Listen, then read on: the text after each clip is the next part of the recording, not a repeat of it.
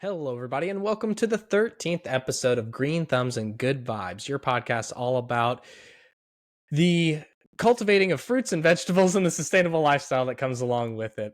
We are your hosts, as always, Collin and Mitchell, and we're so happy that you joined us today. So, today we will be talking about fall seed starting. We're going to talk about some tips about how to do that, maybe some different seed starting methods for different types of vegetables. And then we're also going to talk about what seeds we've purchased for the fall. So sit back, relax, and enjoy as we get into that. So, Mitchell, let's talk about where did we buy our seeds? Why did we choose to buy them from this company? Well, botanical interests, as always, our favorite go-to spot. I don't think we've really had a seed that we bought from there that's done bad, have we? They I all don't pretty think so much either. have done Yeah, pretty well. So, I mean, for if it's sure. not going wrong, then why not keep going to them? I'm sure eventually we'll Right. try other shops. I would like to try other shops just to see the different selection. Botanical Mhm. interest does have a wide selection, but there's probably other varieties out there that we haven't even seen before, I'm sure. Yeah, we're kind of exploring them these last few seasons. So, I think next year there's not going to be much in their summer selection, except for maybe the things that we can't suspect that are new that we haven't, tried out yet. So, as we kind of run through their inventory, we might go to another company, for more fun varieties and stuff. But Mm-hmm. yeah, so we bought a bunch of seeds from Botanical Interest again, and it's about the time to get them started. So we just want to talk through like our strategy this year of what we want to grow and why. And we kind of have a couple categories. So we're going to start with things that like aren't very conventional for growing here. So let's start with this one, normal pack here. If you're watching on video, you can see the chamomile is our first one. So for making tea, great pollinator attractor, beautiful little flower there. And here on the packet, heirloom variety, lovely apple scented flowers for soothing tea, potpourri and dried flower arrangements as well. An easy to grow staple in an herb garden and a terrific cut flower. So tons of versatility there for pretty much anybody that likes to grow plants. I think one of those things probably appeals to you. So Mitchell, did you also And get the chamomile? got it. It says it's apple scented flowers. I've never Hmm. seen something like that. That'd be interesting. Yeah, we haven't gotten a packet that said something like that yet. Hmm. Sorry, guys, my cat is very much interested in being a guest on today's Yeah, podcast. But mine's what's very your, chill up yeah, here. yours is much better behaved right now than mine. So what is your most exciting kind of use for this chamomile? I'm sure just the tea. I'm very excited for. Hmm. Chamomile teas. Just a little warning though, don't drink it, I would say, during the day. It's more of like a nighttime tea because it's gonna make you sleepy when you have it. Yeah, I've heard that too, So for just watch sure. out It's for not a you. wake up tea, right? It's like a before bed deal. But I wonder if it goes in dishes or anything like that as well. We'll have to look that up. Or if Yeah. it's just more of kind of like a tea herb, you know. But the Yeah, who flowers knows? look very pretty on it as well. I'm really excited. I grew some zinnias for the first time this year. Also some morning glories. Those haven't quite bloomed yet, so who knows as far as that. But the zinnias look great, and so I'm really loving growing the flowers, the ones that are a little bit easier to start from seed.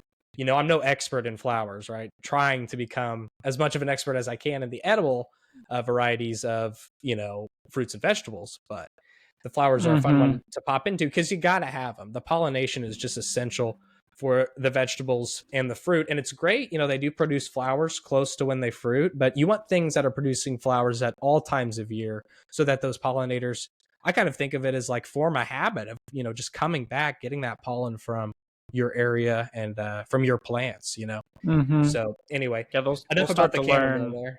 The insects will start to learn once you have the flowers for a couple of years for sure. Like, oh, this is Yeah. the yard I want to go to.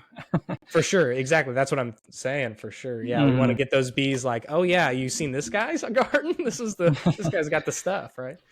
All right, let's go next here. This is another unconventional one, cat grass. So obviously we've talked about it. We both have cats, and this is a great one for them to scratch around in. They can chew on it, eat it. That's just very safe for them. So Hmm. Yeah, that's one of my cat's favorite activity when I let him go outside is just, okay, where's the grass? I want to eat it. And yeah, then when he eats the grass from outdoors, he comes back in and pukes it all up. So I'm Oh no. hoping to start using the cat grass. I think it's better for their digestive system. There's not going to be as many, puke incidents, hopefully. So we'll see.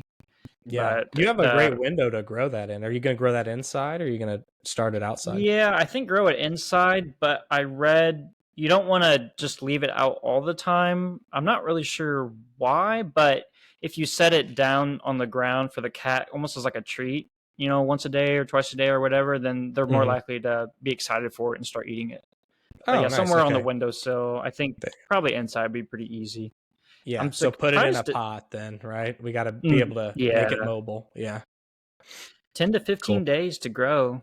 I mean, it's a grass, Wow. so it kind of makes sense. But yeah, That's really it's great. gonna be. Full Hmm. sun to part shade. So it's just like whatever. You put me anywhere. I'm Yeah, going to pop grass up in just 2 weeks, grows. baby. Yeah. Do Oh, you that's cool. know for this? I don't know if you've ever grown cat grass before, but Mm-mm. do you trim it if it gets too tall, or just let it go? Because I I'm know sure when it's, it's shorter, it's a yeah, little easier for the cat to eat, just like sure. tender baby plants are. But I don't know if you're supposed to trim it or not, really. Well, grasses are meant to be trimmed, right? Like the cows eat that. Have you ever like seen why the cow eats grass like so perfectly? Basically, like it chomps it right at the point of like maximum growth. So it's like just enough of a size to continue to grow back, but not, Mm, basically not too short, not too tall, where it's like too comfortable, right? So that's sort of the same method. I'm sure it loves to be cut to a certain extent, right? So you're definitely mm-hmm. not going to do anything bad with cutting it as a That grass. makes sense. Yeah, I heard you don't want to mow your grass too short either, or else it may not grow back as vigorous. So that, yeah, just along the same lines.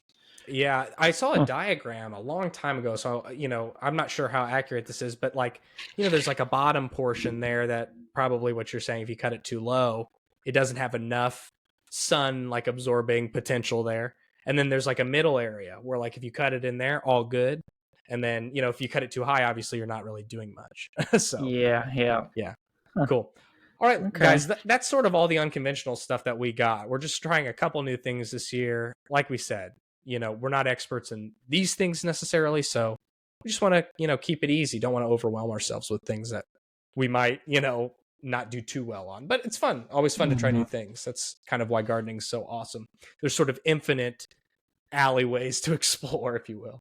So let's talk about the beets next, Mitchell. So we got a couple different varieties of vegetables that we have multiple types of here. So beets are the first one, and we do have two types of the beet. So sort of a more normal approach to the beet. These are really large packages. I don't know if you can tell. Here's the other beet that we got. I won't show it to you yet, but you can see the size difference there. So when you order the large pack, this is what it looks like, guys. It's really Mhm. quite nice. So let's read it. I don't think we read the cat grass, but I'll go ahead and read this. So this is the Beet Gourmet Blend. 65 days. It's frost tolerant. You can sow it in late summer or early spring. All right. Heirloom. The old fashioned beet is here to stay. Create gourmet salads and side dishes in a rainbow of jewel tone colors. Sweet, nutritious, easy to grow. The rich taste of homegrown beets will win you over. So there we go. So just like it's saying, the old fashioned beet there. That's what we got. So I've never grown beets, Mitchell. Have you?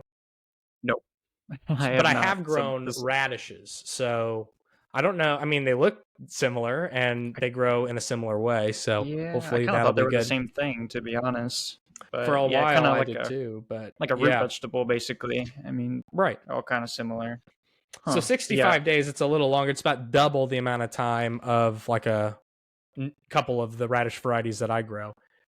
Those are about, anywhere from 25 to 35 days. So these are 65. But Mm-hmm. interesting. That'll be great. And So, a question go for ahead. you: when it says these are frost tolerant, so they can start to live, they'll still stay alive quite a bit into winter. Is that kind of Hmm. the goal, Yeah, basically? I think what I always think that means is like at night, if it's getting below freezing, all good. All good. Mm, It probably, yeah. if it's all freezing, if it's like below 32 all day and things like that, then not so much. It's just tolerant to it, so it can Tolerant, take but some frost, but not yeah, a it lot. won't thrive in the Right, right. frost. Yeah, Okay. Yeah, I'm excited to get all these different kind of colors. yeah, for I'm sure. gonna need to think of some recipes for beets because having two different varieties, we're gonna have so many, Right. and you can't just cut it. You can't eat that many salads just cutting it into salads. I'm gonna have to think of something. And you I can use bet. the tops too for salads if you want. So like, man, you Yeah, can that's really get a true. lot of food out of this if you needed to, But my chicks will like those the greens on top. for sure. Oh, they'll love them. So, okay, it looks like, just real quick before we go to the second variety, looks like it has like a deep red, more of a pink and white striped color, and then sort of a yellow striped, or a yellow and orange striped Mm-hmm. color there. So those are the different colors, it seems. All right, the next type, another beet. This one's called Bull's Blood. Oh, Really interesting, blood. and it's just such a unique name. And look at those, the greens up top that are just Yeah, that the beautiful, crimson like, kind of color. I love yeah, it. crimson. That's a perfect word for it. 50 to 60 days for these, also frost tolerant. And here's what they say: add a bright color and nutrition to your salad, with the beautiful deep red leaf tops, excuse me, and the dark red tender roots. Okay, very nice. Man, look at those. Those are like, are gnarly looking beets too. Kind of looks like a bull's heart or something. I wonder if I that's know, that's maybe what I where it was gets its thinking. It name. almost looks like a Looks like heart. an That's organ. crazy. Yeah, yeah. Huh. But those will be really interesting. I'm really excited to see that, like, pop of that really unique color into the garden. That'll be awesome. That would do really well in salads as well. Just the green on top, since it's Yeah. like red. That'll put some flavor into a salad. I think another great use for these beets is pickling. I really do. I think we could put them Mm-hmm. in jars, pickle them up. I think they'd be great. I think they'd actually taste pretty similar to pickles. And I made a radish relish run one time because I had a bunch of really small ones. So I just chopped it up real small, made a relish out of it. And that stuff was amazing, man. It was so good, Mm. like on a hot dog. It was better than pickle relish, I thought, because it added like just like an extra note of flavor to it, where like a cucumber is kind of bland, right? It's like water. It's Yeah. just a vehicle for the pickling. Well, the radish has a bit of its own flavor, and so it kind of adds to it. So I bet the beet will be like that too. Mm-hmm. I think there's like pickled beet, like a Christmas recipe as well. I believe Mm. that I've had served before, like that really deep red, kind of like it just reminds me of this. So I mean, we should have some by then, hopefully. Oh, for sure. Well, even Yeah, you before should then. look up that recipe. We should try to do it. That sounds good. Mm-hmm. Fun. All right, why don't you pick the next one that we go into? Whatever you want to go into next. Yeah. How about let's do broccoli next. Cool. So, did you All get the right. two varieties or just the one? I got two different. Okay. Let's start with burgundy broccoli because I think that's really cool. Yeah, so So check it out. here, yeah, the purplish tops on there. I'm a sucker for any sort of plant that has, other than green. I love green, but if it's Right. purple, red, yellows, anything like that, I love. I think it's So, because when you see that in your garden, like, you love taking a picture of those beautiful plants and stuff. But when you see like that mix of all the different colors, it really just like adds something, even like mhm. a red lettuce or something like that. It's just really nice to break it up Yeah, I've with got the stuff other than green. the crimson okra right now. Looks really cool in my Oh garden, yeah. and then also there's some red amaranth in my garden too. Yeah, it just gives it such a pop in there Right. when everything else is just green or whatever. So let me read the burgundy broccoli. Broccoli has never been so beautiful. Burgundy is quick to produce and continues tender side shoots production for a long harvest period.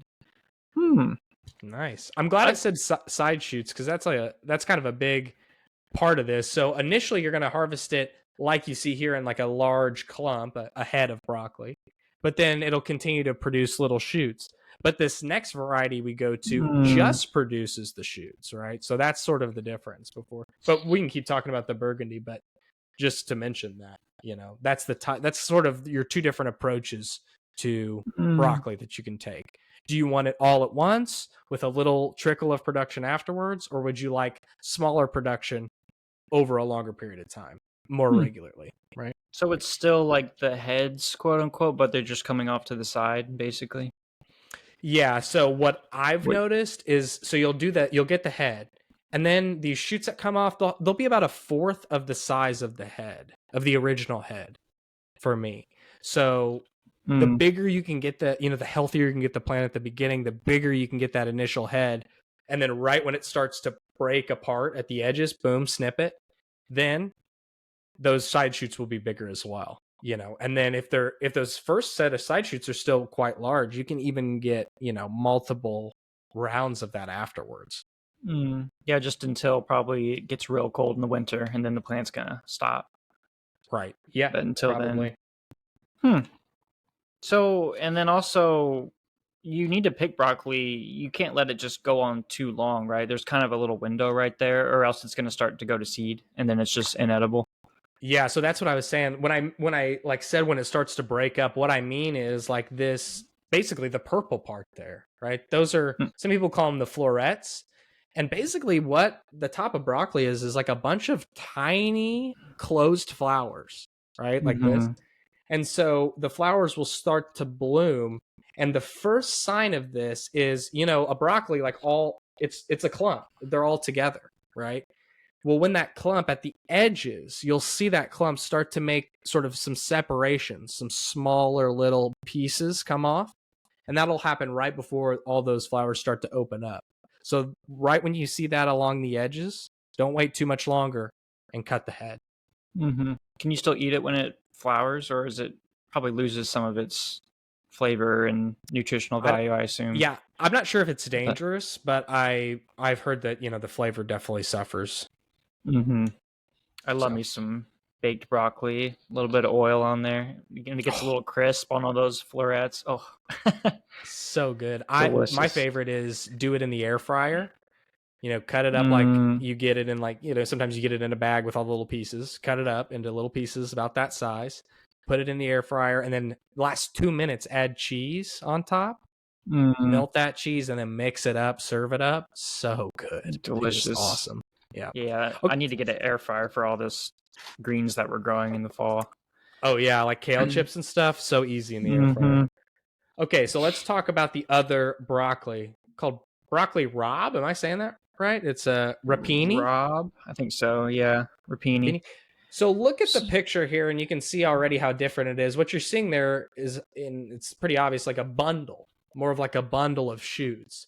And so that, even though it might look like the same size as a head, it's because it's multiple of these shoots.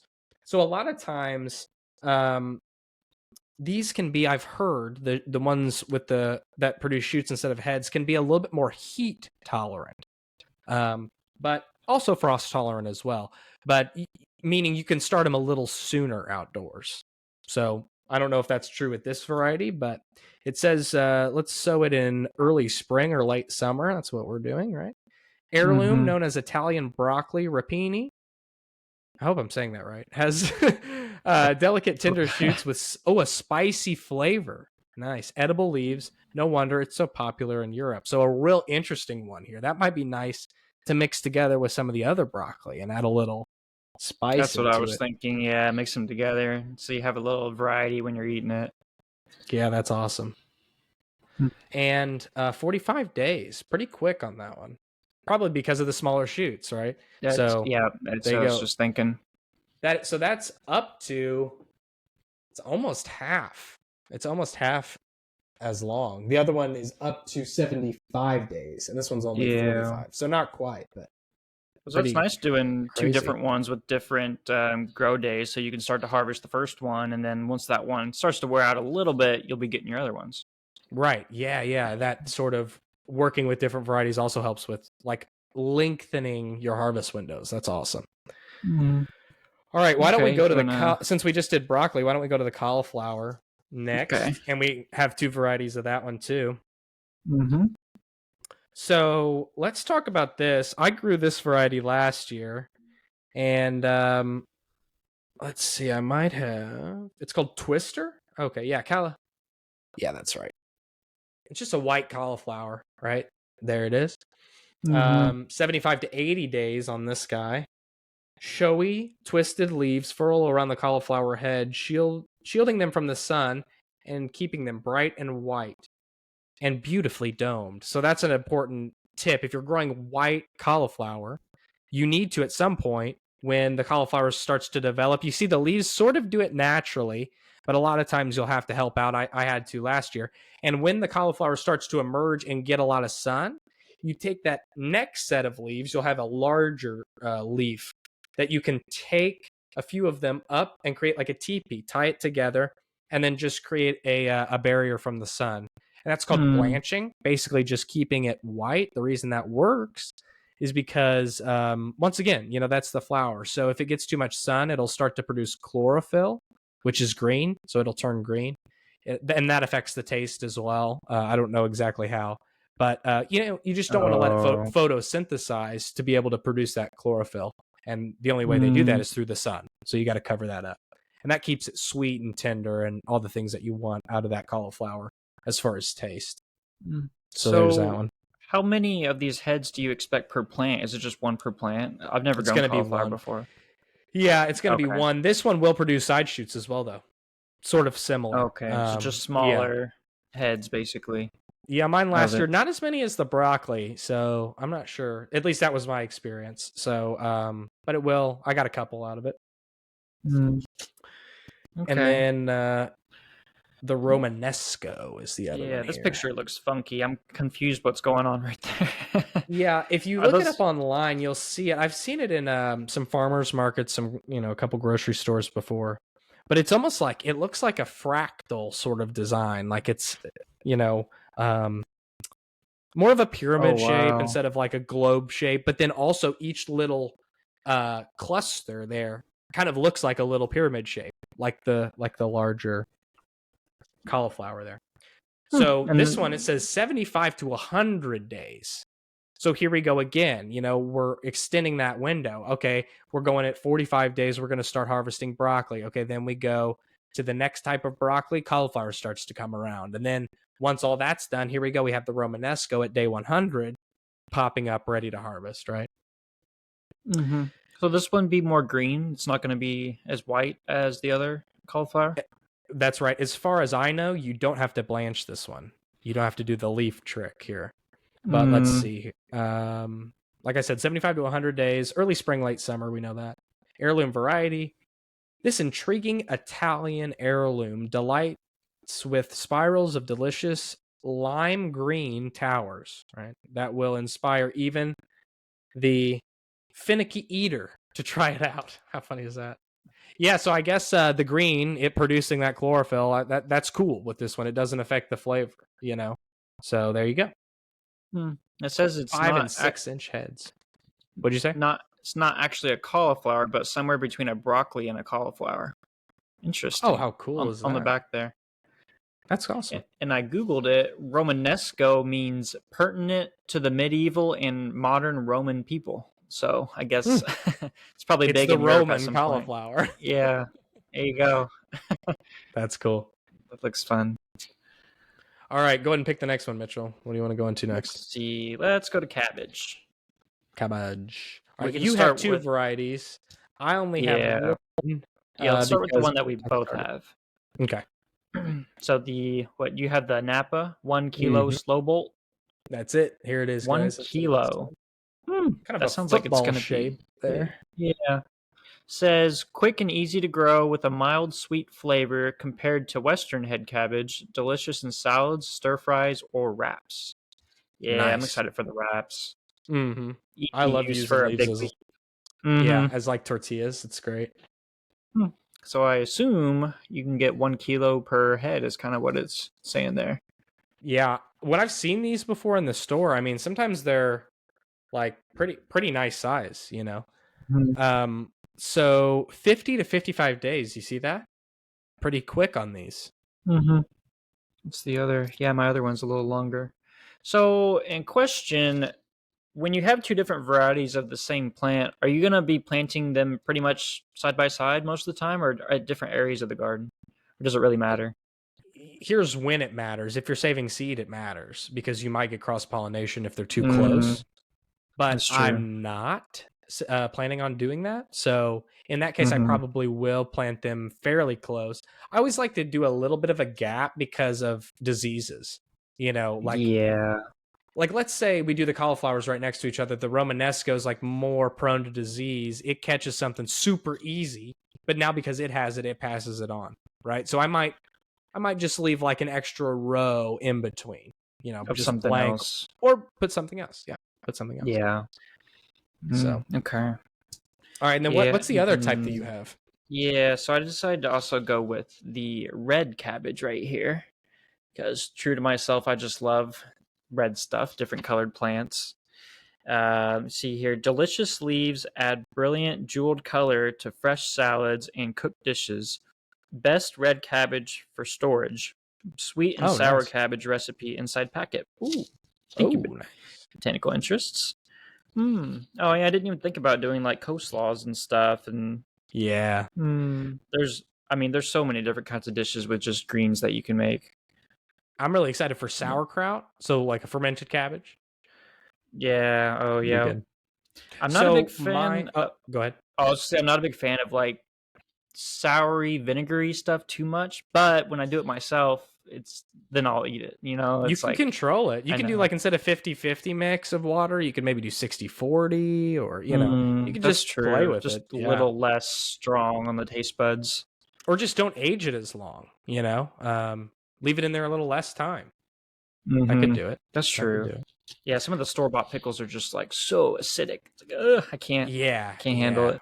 for sure. But you Ooh. jar them, like they're good for years. Yeah, So that's yeah, with the pretty water cool. bath. So Mm. what I was saying though is in the past, I have had trouble when growing cabbage with the heading.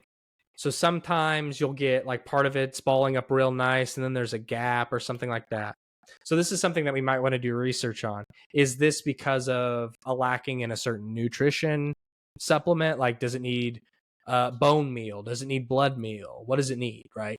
Um, or is it just lacking in all types of nutrients, maybe? Or sun, or who knows, right? So, So do bugs start to get in there if there's a little opening, I assume, or it just kind but of ruins the whole, starts to just open up basically.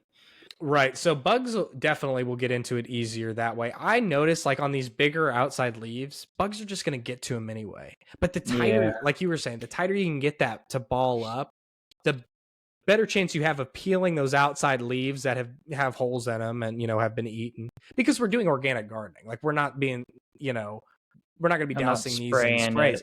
it. So it's Yeah. going to happen, right? So, but the better chance you have of just peeling back that first layer or two of leaves and having a nice cabbage left behind. Mm, yeah, and So, if you just growing more of it, and you're like, okay, I'm gonna give this head to the bugs, but then all these other right. ones, they're for me. Yeah, there you go. There you go. And you want to be careful too, like, especially if you do get them to ball up, um, you know, make sure you're watching them close and feeling them. There's some different things of like, you want to feel it. Uh, you want to make it feel tight, basically.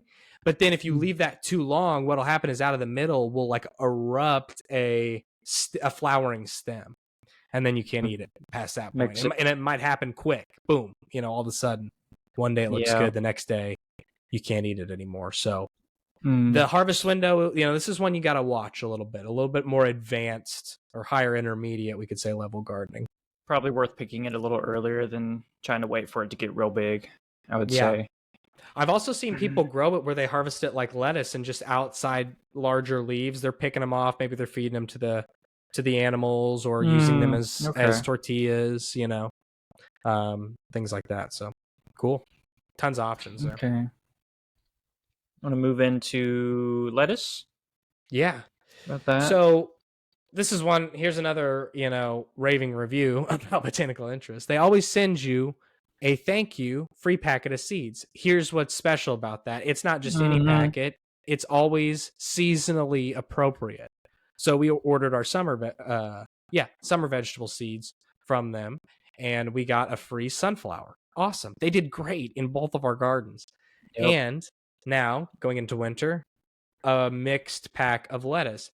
And not only is this just any mixed pack, I've personally bought this from Botanical Interest and am growing some in a shady part of my backyard right now. And I know that all the varieties that have come up for me, which I think I've probably had most of the varieties I see here on the front. Maybe not this like red tipped variety. So I might not have gotten one of them. But anyway, they've all been delicious and they've all been pretty robust, and they've come up quick. They've done really well. So not only is So it appropriate, free, but it's good too. It's not just like their whatever lettuce packet. It's a good one. I didn't notice this was different varieties. I guess gourmet baby greens. Does mescaline mean mix? I assume mescaline. I'm not sure, Maybe but that's here's what I've gotten. So like a romaine variety. There's one that's sort of like a butter crunch, like a real kind of leafy variety, and then you can see there's a red romaine and a red leafy as well. And then like I said, I didn't get. So this is, I'll point to it. This is the one that I haven't gotten with the red tips. Okay. I don't remember getting that one. The back says it has a mix of butterhead, leaf, and romaine. There you go. Which is what you just said. Yeah. Yep. You're right. Perfect. I didn't even read your back. lettuce. Okay. Yeah. Great. It's a great packet, and they come up real quick, so we like that. All right. So why don't we go on now to the snap Some of these individuals that we got. Yeah. Here we go. So another purple one, adding a pop of color here to the fall garden. I noticed it's harder to do the color in the fall. In the summer, you have we have like the lemon cucumbers, yellow, of course the red tomatoes, a lot of green, but in the fall peppers. It's nice now that we have some cool varieties here. But just a purple pea, really well reviewed. We've seen a ton of good reviews on this, and looks like 70 days, frost tolerant, late summer, early spring. Here it says, what a gorgeous purple snap pea to embellish your, what is that word? Crudité? Crudité trays? I'm not sure what that is. Not sure. And bring an unexpected color to salads and stir fries. The delightful color remains after cooking. Hey, pretty cool.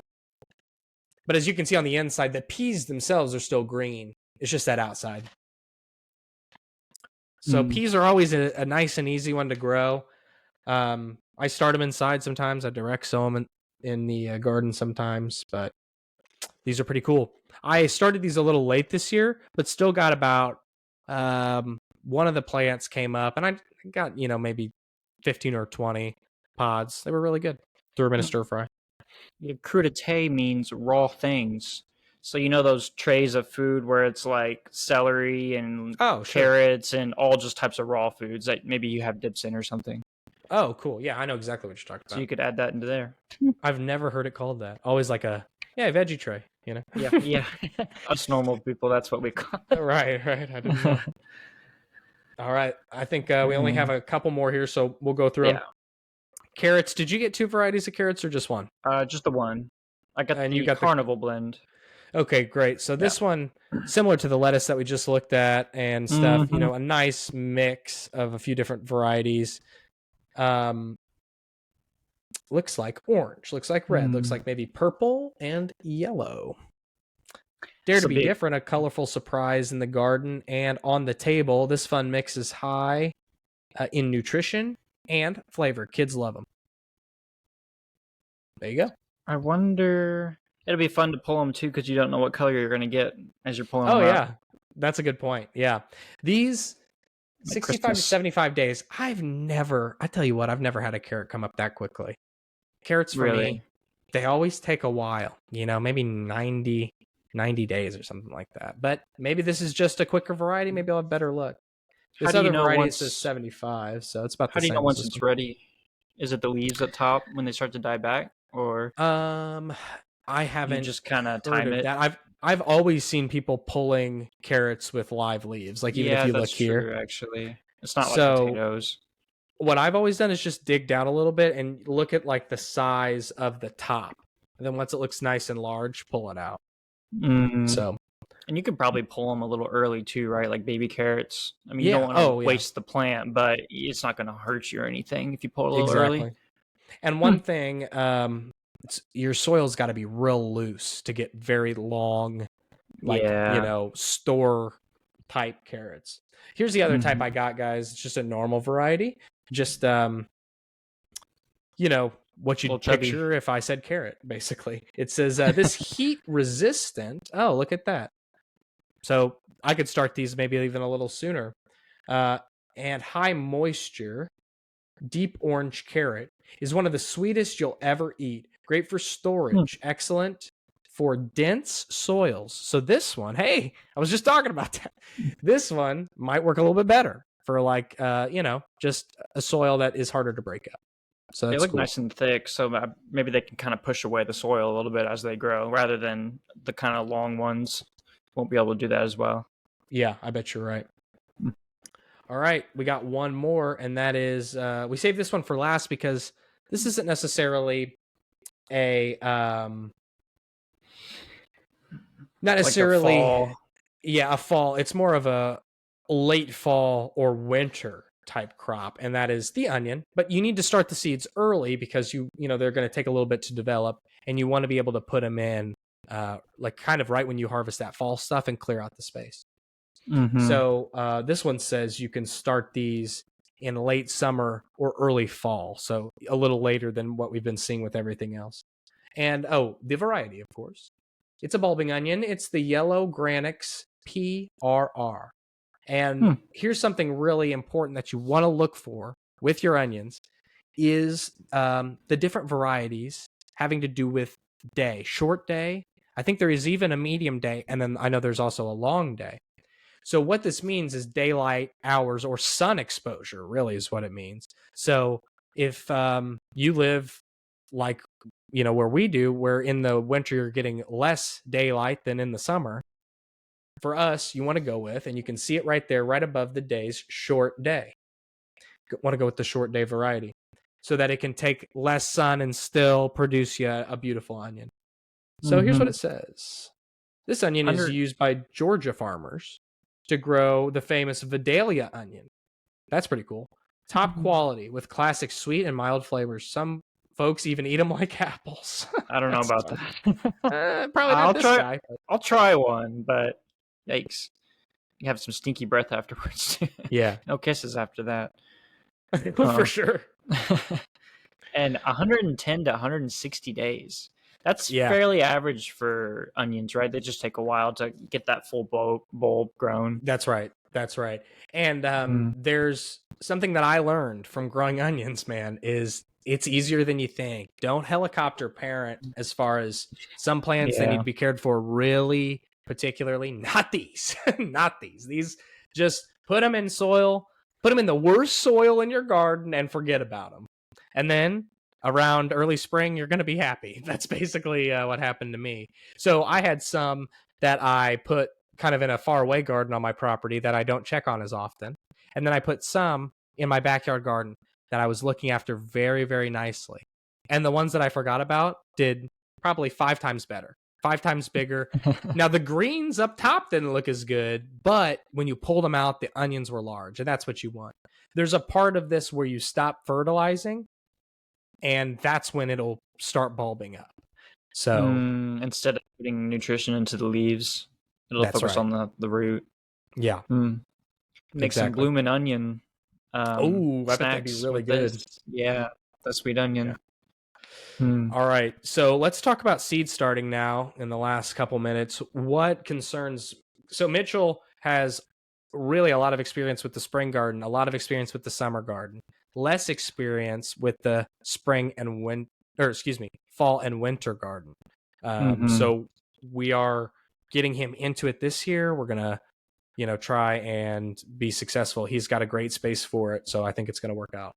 But what are your concerns? Which of these things are you not sure about? Well, what you mentioned earlier before the podcast started, sifting the soil, right? That's something that I kind of didn't do right in the spring.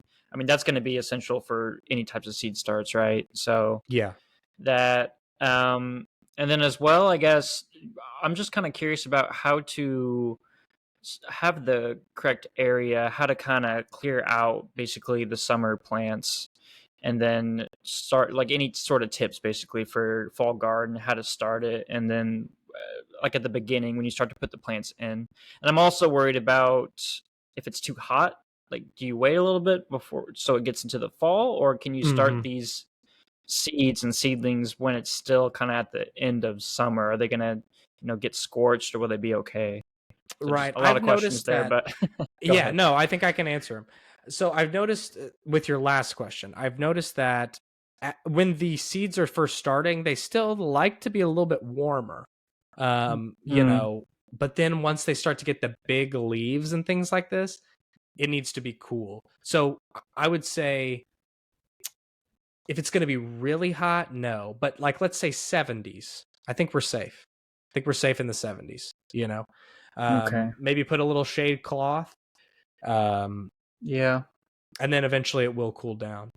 But okay, so then going back to where you started, yes, it's important to sift soil, get a high quality potting mix. I get one that's an organic potting mix and seed. It says seed starting as well, but I still sift it through about maybe about a quarter inch. So the holes are about a quarter inch square, maybe a half inch square. Um, just put it Mm-hmm. in there, Just sift it right in, pour out the big clumps into the trays. But if you don't want to do that, just do it into a bucket, and then you can just scoop right out of there.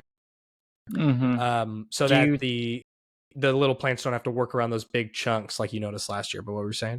do you throw away those big chunks, or do you just put them in the garden somewhere, or like compost it, or Yeah, do if you you get a do? lot, I would compost it. But what I do is I just do it at my bench out there, and so I'm sifting and I'm just throwing it, boop, because there's mulch everywhere. So I just like throw the bigger chunks behind me because it's mostly Mm, like little pieces of wood, so it just kind of goes right into the perfect mulch. for, yeah, Yeah. compost. Yeah, Mm, but if you are going to be sifting a lot of soil, save it for sure and put it in the compost because it'd be great for that. yeah, yeah. I don't want to waste your money. Put Right. everything to use. Exactly. Mm, Yep. So okay, good point on that. Couple things I wouldn't be starting in trays is the carrots because those are a real yeah. sensitive root vegetable. Some people do. What you're gonna find if you do that is one, you like cannot let it get too big in that tray. And then when you transplant it out, a lot of them are going to die. So you Mm-hmm. would want to transplant it straight into the garden. You wouldn't want to like pot it up and then into the garden because you're going to lose like, who knows, 50%, let's just say, each time you do that. So you don't want to do that. Just do a little furrow, put the seeds in, cover it up, thin it out so that each, carrot maybe has like 2 to 4 inches on either side of it would be plenty of room. And you have a good amount of space out there, so that's not a problem. So Mm-hmm. just give it a nice amount of space and then you'll get nice big carrots. Mm. All right. The other thing you were It's, saying is like how to prepare the area. So yeah. Yep. is the area you're wanting to use that fenced in area covered with leaves? Mm-hmm. Okay, here's what I would do. I would just take out all the plants once they're done producing, or they don't necessarily have to be done Yeah. producing, but just they're past their peak. You're Yeah, pretty like the much done bean with them. bushes are done, the corn's done. Some of the just regular beans I had in there are done. The Roma tomatoes are definitely done. There Yeah, you all go. that kind of stuff. So just rip it all out, chip it, compost it, do your normal thing, but compost it away from there. What I would do then Yeah. is I would like rake up because you have a lot of leaves on top of there. I would rake up a lot of those and start adding those into the compost bit by bit, but get it down to the bare soil or close to it, and then Mm-hmm. put a layer of that straw down. That we were Okay, talking that's what about. I was Buy thinking. Yeah. Yeah, buy like 2 more bags of that straw, and you could probably cover that whole area. You know, Mm-hmm. They go so and far, yeah, because they're compressed. and just take all those leaves and just put them in a bucket or something and put it next to the compost and just add it in as like a nice mix in. Mm-hmm. So Thankfully, then, the leaves have kind of like decomposed basically at this point for the most yeah, part, and I kind of raked them away when I started all the spring stuff too and the summer good, stuff. good. Yeah, so that's perfect then. Just get whatever's left on top. So you kind of have a clean palette to put that on. But then, yeah, and then just set out your rows like normal. If you are going to Mm-hmm. do things in ground like the carrots, you can put a little straw on top, but just make sure it's very thin until the carrots come up and become nice and strong, at least adolescent plants, and then fill in. Okay. And And then another tip would be maybe to add, before you put the straw, you could add a layer of compost or manure or something to enrich the soil. That'd be good too. yeah, I'm sure all these summer plants took away a lot of the nutrients that these fall plants would be missing. And you said start carrots outside. Do you start lettuce inside or outside as well? Because Inside just for sure. inside for because last year I tried to do lettuce outside and it didn't really come up too well. So maybe it was Yeah. just too hot in summer. If you're going to do it outside, here are like the two ways I grow lettuce. And I've hopped back and forth many times. If you want to harvest full heads, start them inside, grow them in single. So, seed, 2 or 3, 4 seeds per square, thin them out to 1 or 2. So you can grow them in pairs pretty well as well, or singles. And then go out into the garden, giving each one a little bit of space, and then let them grow and harvest the heads. If you want to start them outside, do a row and sow them real close together and let them grow real close together. But always be harvesting those baby greens so that they can live that close to each other, basically. And then you would just end up with this row of like solid lettuce that you can come and harvest from. Yeah. So both of those ways, you get a lot of lettuce out of it. Yeah, and you get baby greens out of it too that way. It'd be nice. Yeah. And I'm sure they'll start to kind of fill in. Yeah, that's true. See which way. So do a little row. Yep, do a little row where you plant them. Since you got that extra pack, that's perfect. They gave you a free pack. 1 pack is a row. 1 pack started up, and do individuals. That'll be great. Yeah, all these seed packets that have like 1,000 seeds in it. It's like I hate to kill plants. Like when but you have to thin them out, or else you're not going to get a good harvest. Yeah, and you don't have to feel bad if you have one with 1,000 seeds. Like, don't feel bad. Come on, yeah, you're good. You're good. So, all right, and then let me think about what else do I do. Do you fertilize? A good thing to fertilize large leafy stuff like cabbage with is like a bone. I think it's called a bone meal or a blood meal. One of those two. It's really high in what they need for nitrogen or the leaves. I think it sure, is nitrogen. I think it's high in nitrogen. Yeah. So yeah, for the leaves another good thing to use is chicken manure. That's high in nitrogen as well.